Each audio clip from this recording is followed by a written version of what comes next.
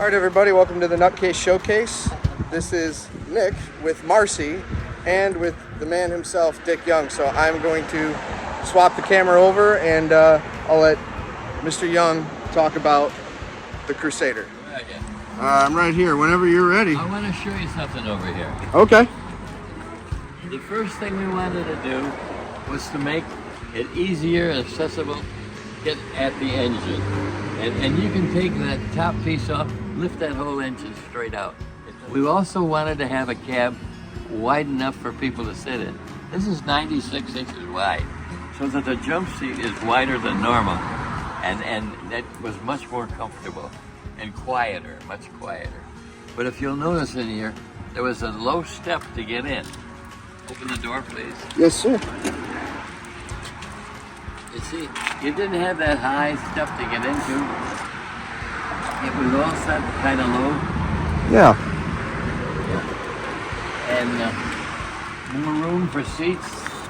There's a lot of stuff missing in this, but it's Yeah. What is it now? It's 57 years old. Yeah, 1970. So yeah, it's 53 years old. 53. Yeah.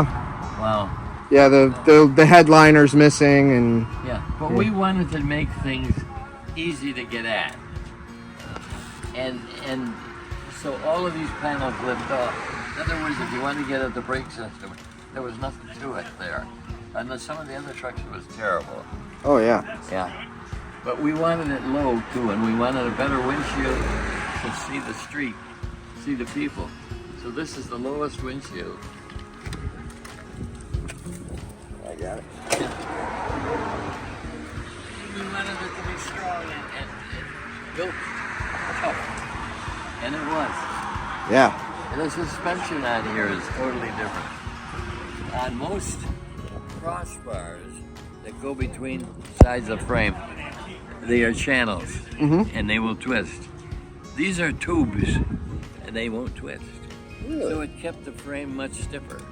That's nice. Yeah, it made it a tremendous difference. I never knew that. And I thought I knew most of the things about the Crusader, so that's cool. I didn't know that.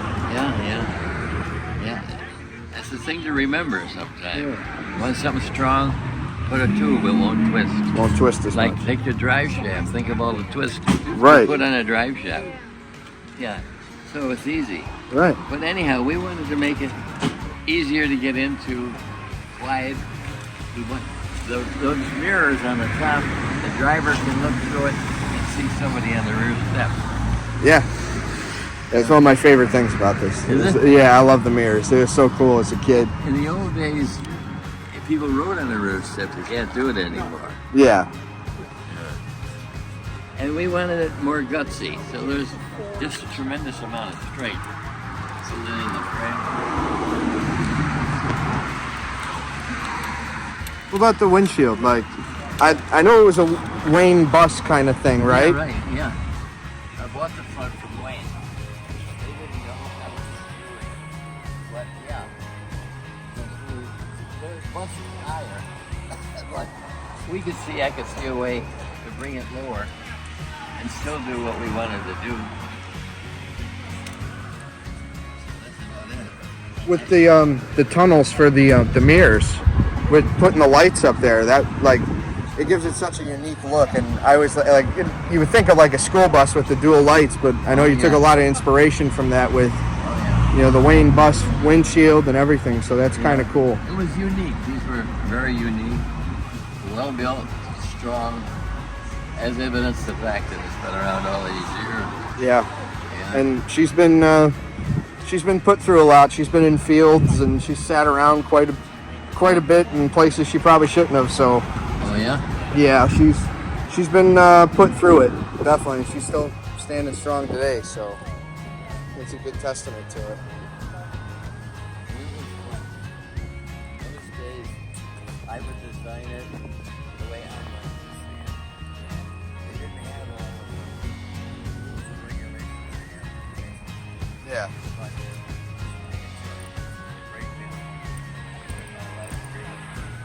Absolutely. if you notice, that's the dashboard Yeah. and the steering column. Easy to take apart, easy to work on. Yeah, we've changed out a couple gauges on there, because they were dead, so we had to change them out. And Oh, yeah. made it real easy. Just take the covers off, and you were right at it. Yeah. Yeah. So, well, this has been my favorite rig of all time is the Crusader. Oh, yeah. So it was always, when I played on Kenilworths as a little kid, and Yeah. then I had to find one of my own. And Where did you find this? it was in Tampa, Florida, but this was New Hyde Park Estate Engine 3. Oh, really? It was all white. Oh, yeah. Yeah, and then it got sold to Marshfield, Maine, and they painted it red, and kind of poorly, as attested by the fact it's all peeling off. And they ran it for a number of years, and then it went and got bounced around to probably, I don't know, 5-6 different collectors all over the eastern seaboard. And then we picked it up in 2017 in Tampa and drove it back to Buffalo in the snow, and we had a dead alternator. And Oh, yeah. yeah, we had a lot of fun just getting it back. Took 6 days. Although there's a lot of custom stuff on here, there still is, those lights are all purchased.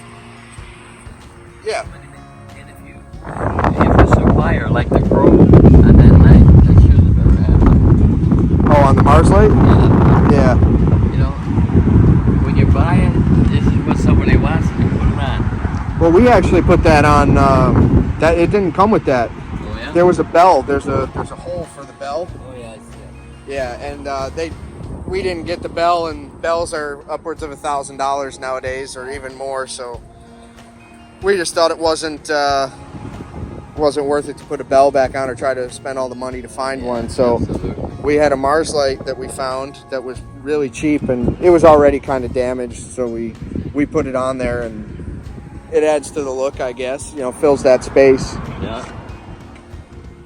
So It was fun. I remember designing this in a city, because I'm tall. I was 6'2" years ago, and broad. Yeah. And I wanted more room in the cab, so this cab is lighter even than that cab. yeah. What? Correct me if I'm wrong. Was the first one wood? Wasn't it something like you built something or mocked it up, kind of? Made a model, yeah. Yeah, I made a model out of wood to. Yeah. I never will forget when we showed this at the New York Chief show. People went crazy. But we brought it special, it cost more. So there was a limited clientele that could Yeah. buy it. But that's all right. We wanted to do the best for the best. Well, and then you kind of took some of the attributes of this and put it in the Cincinnati cab, made the Bison, right? Oh, yeah. Yeah. So, I mean, that kind of helps. Yeah. Yeah. Well, this has been. Yeah. So, but yeah, this has been most favorite thing that I've done was buying this. And when I was younger, I did an interview with you when I was in high school. I And remember that. yeah, and Were you with your mother? I was with my mom. Yeah. And she held the camera. I did all the talking and all that with you. And yeah, And you've been talking ever since. I just won't shut up. I won't shut up. But yeah. But Well, it's pleasing to me to see father and the son enjoying the same thing absolutely. and being together, because you don't see that everywhere. Yeah. We've gotten, when I was growing up, he was always on the road, so it was a little tough where, we'd have time together, but it was limited. And so when he stopped being on the road and we decided to we bought the fire truck, and we bought a second one and a third one, and now I don't know how many we've had at this point. That's number 5. That's number 5. That And we've had. every one of them is for the young man. So we Do got our part to keep that legacy alive. yeah, and we got closer. We all we do is talk fire trucks all day. Anytime we're together, my mom gets angry. She's like, "Will you guys talk about something else?" There is nothing. There's nothing else. So, but yeah, we have a good time, and we have you to thank for coming up with the great rigs. I'm And very proud of both of you, and I thank you so much. Thank you. Richard. Absolutely. Yeah. So, And I appreciate you very much for coming out today, Absolutely. spending the time you did. It's wonderful.